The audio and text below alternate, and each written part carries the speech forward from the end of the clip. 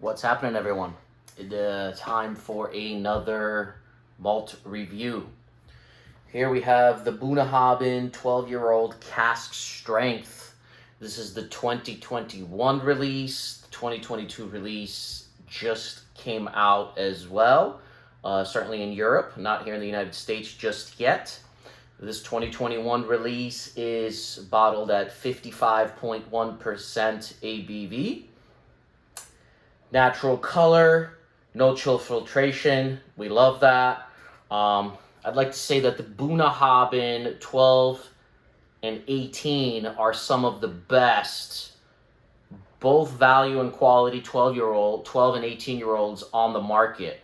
So Bunnahabhain being one of my favorite distilleries, just because you could go and get a 12-year-old and it's good quality, you can get the 18-year-old and it's good quality, and they're both fairly priced.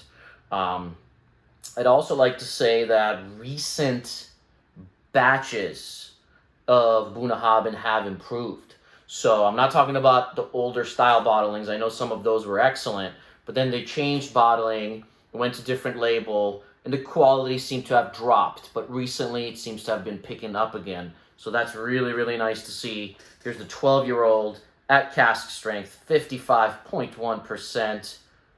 So the expectations are high. I'm expecting this to be quite a bit better than the 12-year-old. It's close to double the price.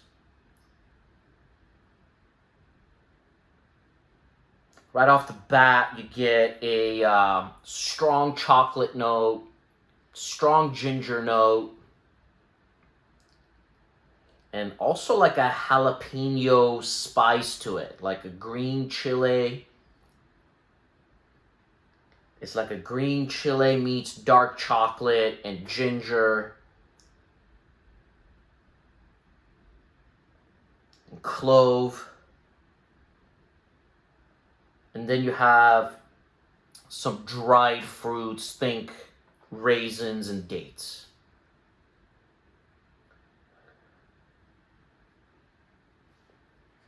On the nose, it is a bit prickly. That 55% is really showing.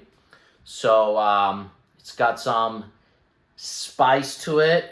You could definitely tell that this is bottled at a high ABV on the palate.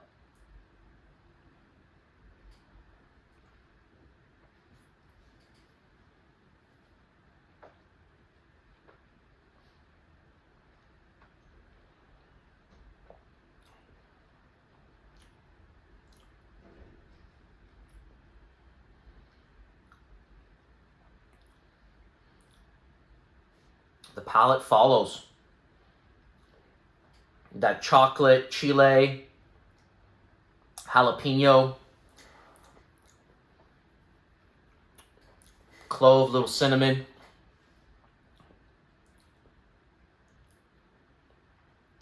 Raisins, dates. It follows suits, a little bit of leather, a little drying in the back. Ginger coming through now, more towards on the finish. More chocolate. More spices. Let's add some water. Let's lower this thing down to about 48 to 50% ABV. So about 3 drops of water in here.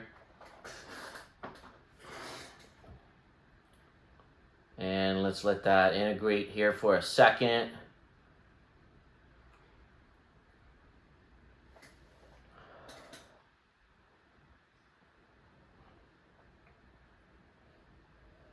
I think it improves with water.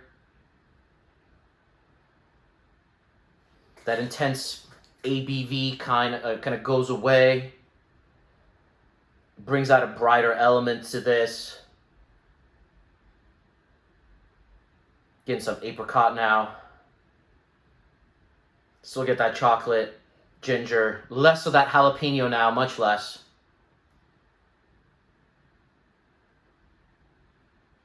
Cinnamon clove. Some rum raisin. It's a little sweeter, a little fruitier. Still get the spices, still get the ginger. I'd say it's a better nose with water. On the palate.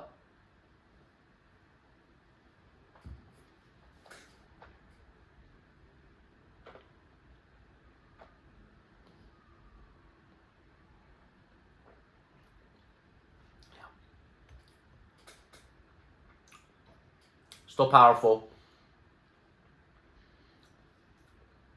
Still get that chile, chocolate, jalapeno spice on the palate for sure. It was quite a bit less on the nose with water, but still fully there on the palate. Those dried fruits are a little sweeter on the palate though. That rum raisin, the date, chocolate ginger. A little bit of leather in the background. A little tobacco.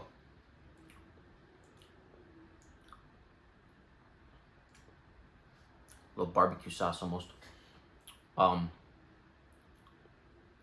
It's good. It's a good whiskey. Is it what I expected, knowing the 12 and the 18?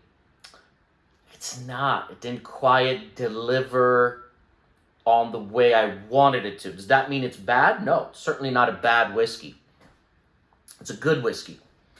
But I'd rather just go for the 12 and 18 over this one. Now, I've been hearing a few good things about the 2022 release, so I am curious to try it, but I am hesitant to buy it after this, just because there are so many options out there. Solid dram. Love Bunnahabhain. Score-wise, I am at a 80 out of 100. 80 out of 100. Very good. Super solid. Just wanted this so bad to kind of get to that 85-ish mark, right? That's kind of what I was hoping for it. And it didn't quite get there for me. So we'll hopefully get to try the 2022 and perhaps do a review of that one. But I do know there are a lot of other people who really like this. So I'm sure I'll get quite a few comments saying that they think it's better than an 80, and great. To each their own, but also just keep in mind an 80 is a B-. It's still a very good score. So, keep that in mind, because most whiskey reviews tend to be scored in the 80 to 94, 5-ish mark point. So it almost seems like the scale is only 15 points sometimes, but it's not. The reason why is because it's not fun to review whiskeys that score, let's say, in the 60s and 70s. And with experience, you're not really buying whiskeys that would score that low anyways, maybe more in the beginning of your journey.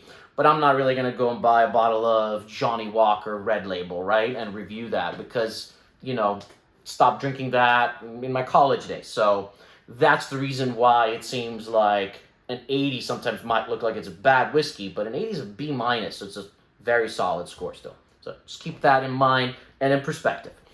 All right, you guys, we do reviews every Monday, Wednesday, Friday. Subscribe if you haven't so you don't miss out on anything, and we'll see you soon for many more. Let's launch.